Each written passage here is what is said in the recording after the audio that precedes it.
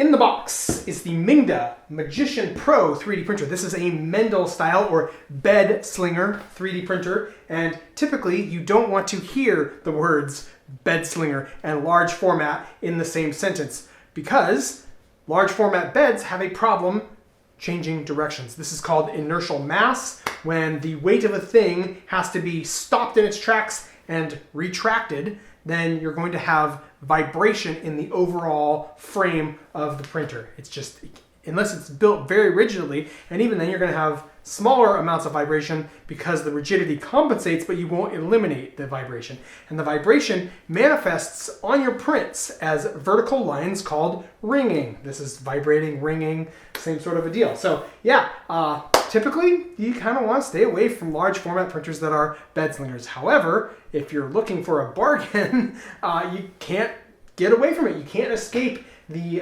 Mendel style printers because the parts list, the BOM, the bill of materials, all that is just so much lower on a bed slinger. Look at this. It's just a gantry, just sort of U-shaped piece bolted onto a platform underneath, and that just makes it the most simple frame design that you can come up with. So you can find large format printers which are like Core XY, for instance, and that is a superior frame design to go with, but you're going to be paying more for those. So I think the price on this thing is somewhere around $700. I don't remember what the Mingda D4 up here was. This is the printer that I reviewed last year, and I really liked it. I was really impressed. The problem is that the day that I reviewed this thing, they sold out, and they didn't ever do another production run. So just to let you guys know about that, if you like this printer based on the video that you see today, I would buy it quickly because there's a good chance that they've also done a similar small production run on this one. Let's get this thing out of the box and see just how much better it is than the previous version. This is going to be the evolution of the D4. Obviously, that's the way that China does this. Every year, there's a new version, and it's always better. So hey, if you don't need a printer this year, hold up. Just wait until next year. There'll be an even better version coming out.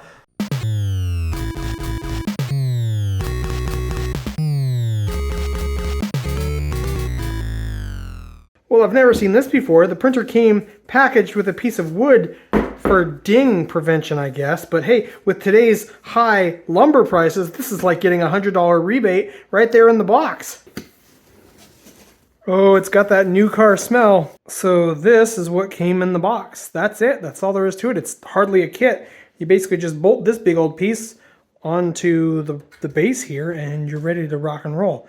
Now, first impressions, there's going to be some serious tuning involved with getting this printer right. I have to tighten those eccentric nuts on the bed, and also here on the nozzle, that's quite loose as well. So once I get it all put together, I'm going to need to go over it with a fine-tooth comb and just make sure that every bolt is tightened down and that things are moving freely but without too much resistance. And hey, one interesting thing to talk about is this screw, which I had to go digging in the box to find, and it actually attaches the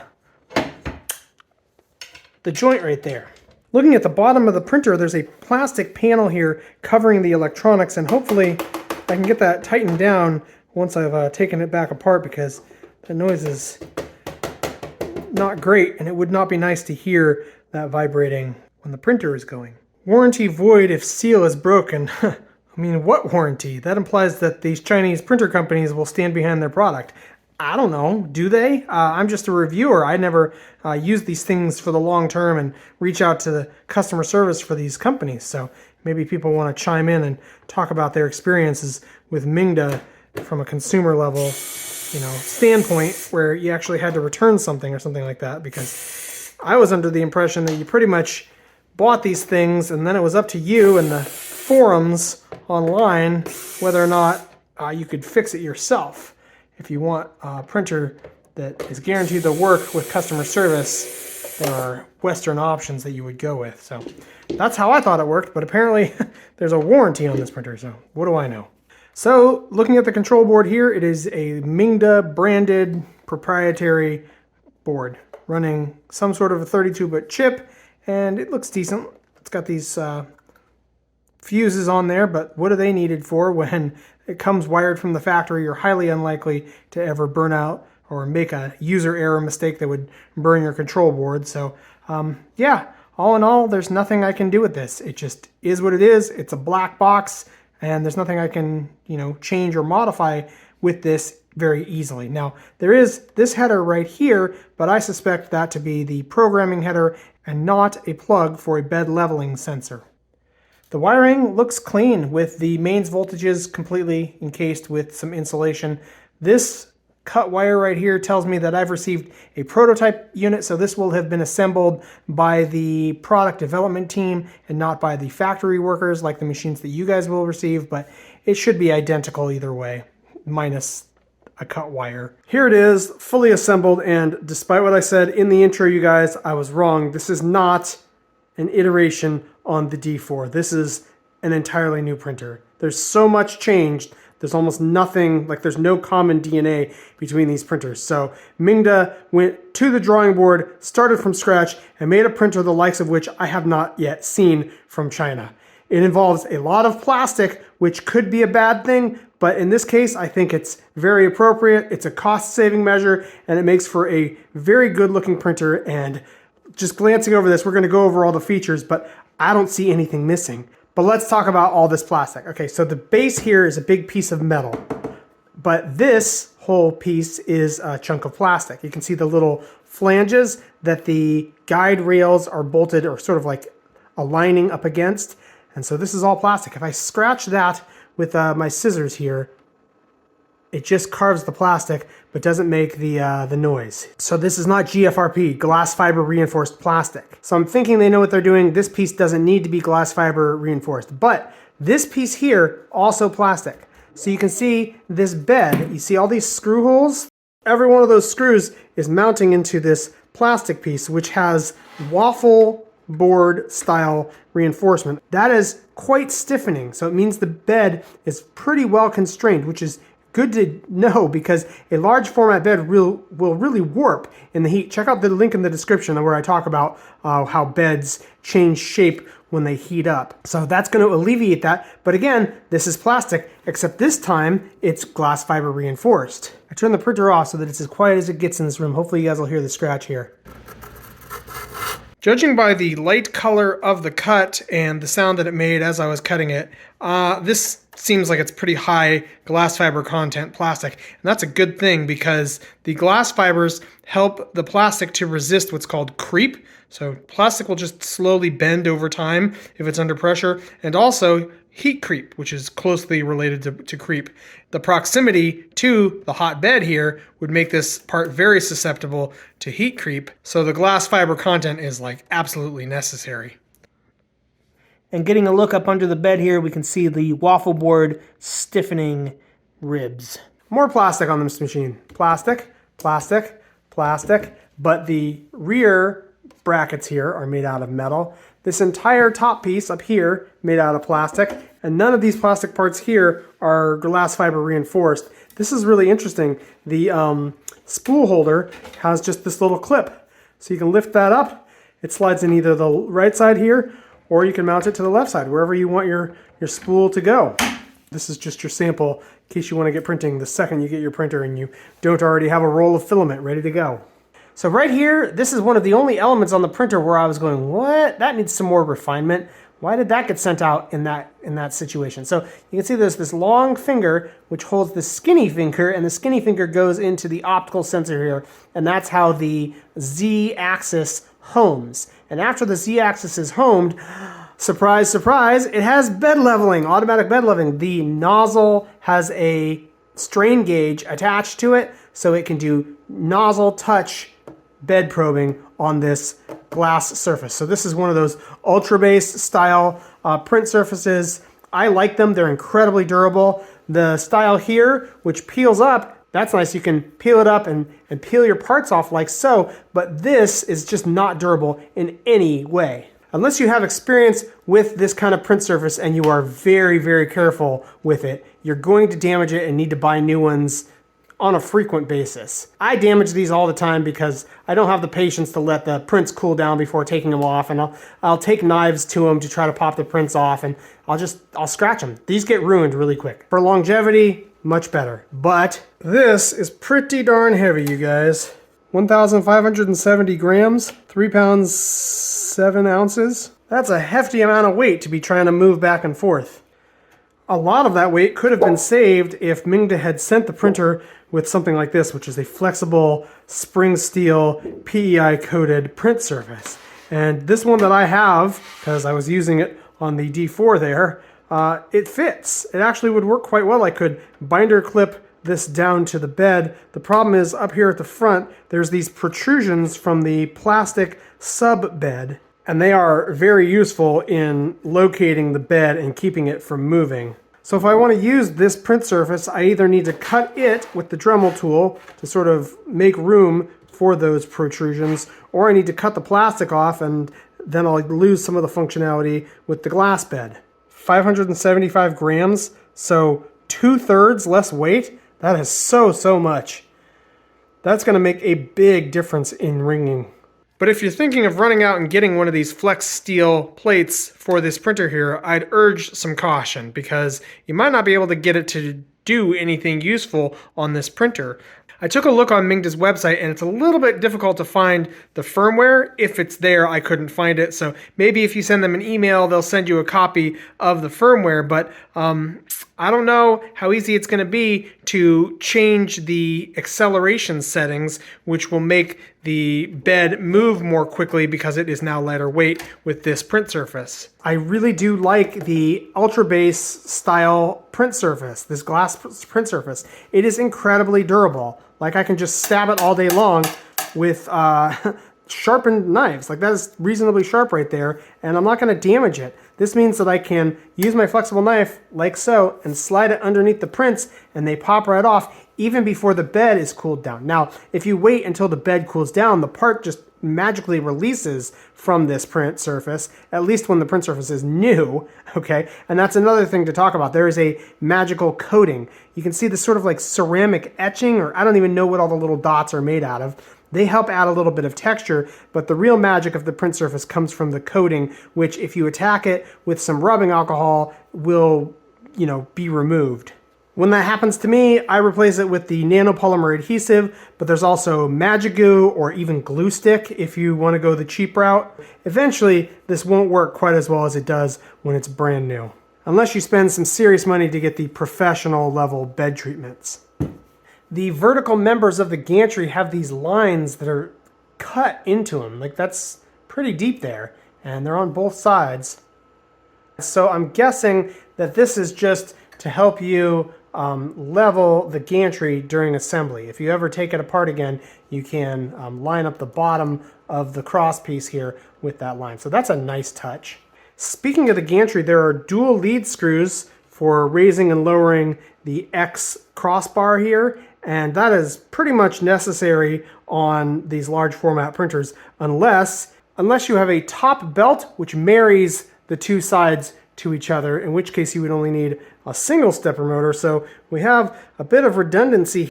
So the purpose of this belt is mostly just to lock the level of the X axis in place while the printer is not in use. So the existence of this belt at the top of the printer here is the strongest disagreement that I have, especially given the fact that we saw each of the two Z stepper motors has an independent driver on the control board, which means that the correct way to accomplish leveling of this crossmember is through a technique like this, where the printer will home itself, after which it will measure the bed on this side, then it will measure the bed on this side, and it will very quickly adjust that.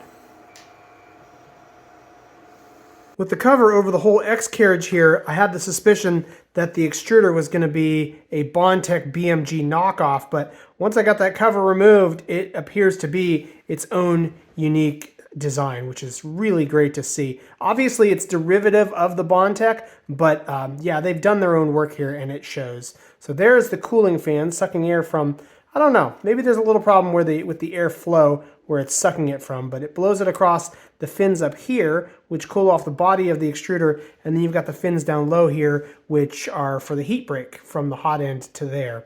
Of course, this is going to be a direct drive with a very short filament path, and up here there's a proprietary filament detection switch. So this is not going to detect movement in the filament, just whether or not there is actual filament. So if the end of your roll gets reached and the filament gets fed past there, it will trip an error and pause the print, which is, in my experience, the most useful use of filament detection. You can see a part cooling fan from the left here, which has a little duct that wraps the jet around, and it's nice and close to the nozzle. But on the other side, we also have a secondary part cooling fan, and that is going to be a blower fan. Both these are. There's no nozzle to direct the airstream out of this one, so this is going to provide sort of a general wind at the nozzle, and this is going to provide a blast of air which is more focused. I've never actually experimented with that. I've always just stuck with symmetrical airflow. I don't think I'm going to be able to notice any difference whatsoever. The point is just to not have a wind shadow. So if part cooling is only coming from one side, this whole side of the nozzle doesn't receive any of the airflow. And if you're printing, like if you're printing from right to left here, that entire wall would be in the shadow of the wind. It wouldn't receive any of the part cooling. So that's why you need part cooling from two sides, which effectively gives you an air blast all the way around the nozzle. There's a gap between the face of the X carriage and the extruder cooling fan here. It's, I would say, about 5 millimeters maybe. But I don't know. Is that enough, you guys? Is that enough to provide adequate airflow? I kind of think it is. I think it is. It's coming from at least 180 degrees. We have air that can sneak in on the top up there and air that can sneak in from the side. Oh, as well as from the bottom. So you basically got maybe 4 sides where air can get in there. So I think it's a little bit tight, but I think it will still do the job.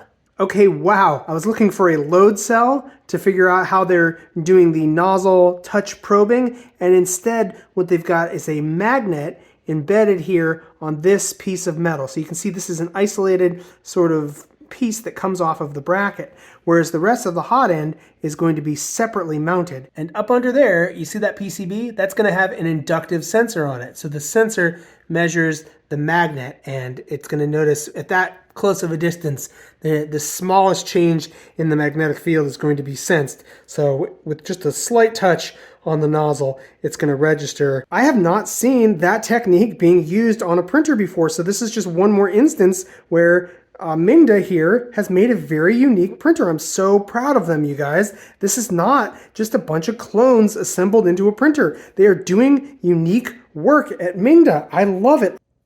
The hot block here appears to be an anodized aluminum. I just sort of scratched it with my scissors there and broke through the anodization. You can see that little silver spot. And I'm hoping you guys can see this on camera. There's this little sort of heat shield that keeps the blast of air, which comes from the hot end cooling fan. It keeps it from being directed down onto the print. So if you don't want accidental part cooling from the hot end cooling fan, you don't get it. Without removing the nozzle here, I'm looking at the spare nozzle that came in the box with the printer, and we're looking at a standard nozzle, which is 7.4 millimeters deep there on the threaded section. So you should be able to get all kinds of aftermarket replacements for this if your heart desires such a thing. And I didn't take it apart to look, but I'm strongly suspicious that this is not an all metal hot end, and that is a good thing, okay, you guys? All metal is only better when you want to print with high temperature plastics, but anything up to like 265 degrees, you want to have a lined hot end with that PTFE liner inside there. It's going to be less friction in the filament path. So I think that they've done a fantastic job on this whole X carriage hot end assembly. There's nothing here which I would change or upgrade. The effort to get a very minimal performance increase over what they've already shipped in the box is not worth it. So I think that this is going to perform fantastically. I like the interface on the screen here. It's kind of typical of what I'm seeing for these Chinese printers. The icons are pretty. They match the aesthetic of this printer, which is overall gorgeous, but I do have to say that this is rather proprietary. I'm sure if I really wanted to go to the effort, I could figure out how to reprogram this screen module as well as the actual control board back in there. And they do talk to each other, but they are sort of separate computers. And now that I've figured out we have nozzle bed leveling, I don't think that that header that I was talking about in there has anything to do with the bed probe. I suspect that is a plug to receive a Wi-Fi unit so that we'd have Wi-Fi functionality with this printer, but Like I said, kind of a black box. That's not going to be an easy upgrade that you can do. And so I think if you want Wi-Fi functionality, you're better off wiring a Raspberry Pi and run Octoprint on this machine. The fact that this is a plastic box and not a metal box means you can put the Raspberry Pi inside of the box here with the rest of the electronics, and you'll get great Wi-Fi reception. So that is a major benefit to the plastic. And from the outside of the printer, the 3 plugs that you have access to are a standard full-sized USB. This is where the SD card gets slotted in, and on the far side over here is a USB-C connector. The standard USB jack will receive a thumb drive, and then you are able to print from the thumb drive right there. It's called U-Stick, or you can print from the SD card. So here's the printer doing a vase mode test print, and I set this up so that it was meant to print at different speeds based on the height of the print, but because of the acceleration and jerk settings in the firmware on this printer, it pretty much printed at this speed that you're looking at. This was the bed adhesion test print, meant to test how well that first layer would get put down based on how well the nozzle touch probe functionality worked. And you can see that I was printing a little close to the bed, but with some baby step adjustments, it did much better. I think 35 degrees is cooled down sufficiently on the bed to where the part won't warp when I try to get it off the bed. Now, I do wish that the kit came with one of these flexible knives. Luckily, I've got plenty of them sitting around from all the other printers, but for you guys, you're gonna have to get yourself one if you wanna take parts off like this. You can't exactly flex a glass bed to get your part off. This is going to take a minute. So I now have a pretty sweet little wall hanging. The surface treatment is not too bad, even though I was a little bit close to the bed there in the beginning. But I do want to express how just awesome it is that Mingda put their logo here with silkscreen letters on the bed, because heaven forbid people not realize that I printed this on a Mingda printer. What would they think of me? But that does look pretty awesome. I'll put a link in the description to the Thingiverse file. Taking a closer look at the test print here, we can see it looks pretty darn gorgeous in all directions. There's a slight bit of elephant's footing. I had that set at 0.15 millimeters for my baby stepping, which is significantly better than the elephant's footing that I got on this test cube. This was the very first test print I did. And yeah, that was much worse for the elephant's footing. Well, it looks like there's a menu item here with the Z offset where I can just increase that by, well, 0.2 more than it was, and I shouldn't need to do the baby stepping anymore. And when it's all said and done, this is the extra stuff that came in the box. You got the tools for working on the printer, you got a couple of extra screws, an extra nozzle, and an extra ribbon cable. That's for the X Gantry here. Because that is the one that's constantly moving. So there's the potential that this could fatigue and fail on you, which is why you would need this. Now, I can't imagine using this printer without these two tools. One would be a flexible knife, which has a sharpened bevel to it, just a single side, and that allows you to slide up underneath the prints to get them off. And the other one is your flush cutter, and that's very useful for cutting filament, which you have to do all the time. So really an oversight that these did not come in the box with the printer. Check in the description, I might be able to find a link for you guys for these. By the way, you guys, I was printing all of those test prints with this Polyterra PLA. It's an eco-friendly filament from Polymaker, and I like it. It's good stuff. So, winner, chicken dinner. I really am impressed by this printer. I have to say, it's one of the favorite printers that I've ever reviewed on this channel. I've said it before of Mingda that they are doing their own work, and that is so rare for China, where you see clone after clone and copy after copy. And yes, of course, there are many closely derivative aspects of this printer to technologies developed in the West, but Mingda is not cheating off of somebody else's test. You know, that's the difference. You have to do your own homework, and you'll have the same test answers as another student, but you did the work yourself instead of looking at their, and there's a difference. You can tell the difference, and Mingda's doing it. They're doing the right thing. I think this might be my favorite Chinese 3D printer company, and I really like this printer. Plus, it's 400 millimeters by 400 millimeters on that bed size, so to me, that's extra large. starting to get extra large. I mean, you can get to 600 millimeters by 600 millimeters. That would truly be extra large, but anything below 400 millimeters, I would call that large. So if some guy were to tell you that that was an extra large size, I would tell him that I feel sorry for the girls in his life. And then the final detail to add is the fact that I can just flip that bed over and coat the underside, which is smooth borosilicate glass. I can coat that with my nanopolymer adhesive, and I think I'll get the same adhesive quality, and I won't have to worry about that Mingda logo transferring through to the bottom of my prints. Now, I do want to take a moment to lament the fact that this is kind of proprietary. Like, I think that's the best way to call it. I can certainly program that screen, and I can certainly flash new Marlin, on firmware onto the main control board. But getting that, what is it, the sensor for the bed, measuring sensor for using the nozzle to measure the bed, getting that to work with Marlin, I'm really going to need the source code from Mingda. And so I'm hoping that they are still open source, but even that said, this is not a project that I'm going to jump into. So we're getting to the point where these Chinese printers that are no longer kits are just like, take them as they come. And taking this one as it comes, it's pretty good. There's not anything I need to add to it. It's got all of the functionality. I guess I would like to be able to tweak the firmware so that I could do that gantry leveling trick.